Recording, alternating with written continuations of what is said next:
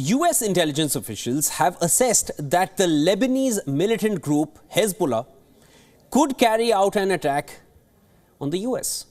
As reported by Politico, citing US officials, the Iran-backed group Hezbollah is first likely to attack Americans in West Asia, including US troops and diplomatic personnel, while the group also has the potential to carry out an attack inside the United States.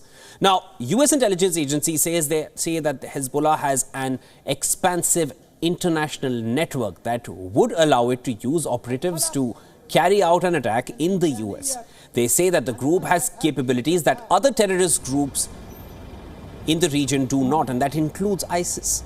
However, the officials who talked on the condition of anonymity declined to detail the specific kinds of attacks that Hezbollah could possibly carry out. In view of the risks, the State Department has increased security at the Lebanese embassy in recent weeks.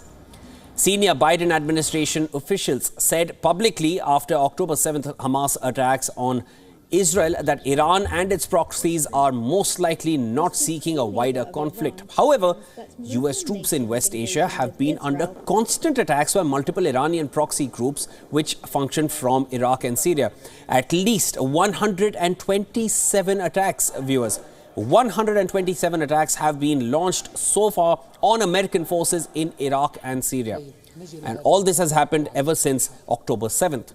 Officials say it is not clear to what extent Hezbollah coordinates with these groups. However, they add that Hezbollah has the similar motives to carry out an attack. In fact, the group has a history of targeting Americans and US interests overseas. Now, these warnings come at a time when tensions are simmering at the Israeli-Lebanon border. While they have been mostly limited to the border area, both sides have warned of a major escalation.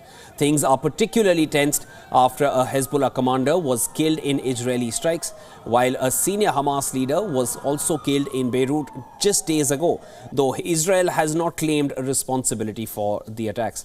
Now, US officials are trying to prevent war from spilling over.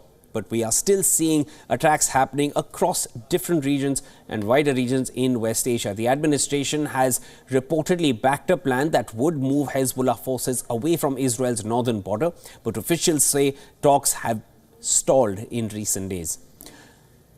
Now, on the other hand, US and allies have also warned the Yemeni Houthi rebels of consequences if they do not stop targeting commercial vehicles in the Red Sea.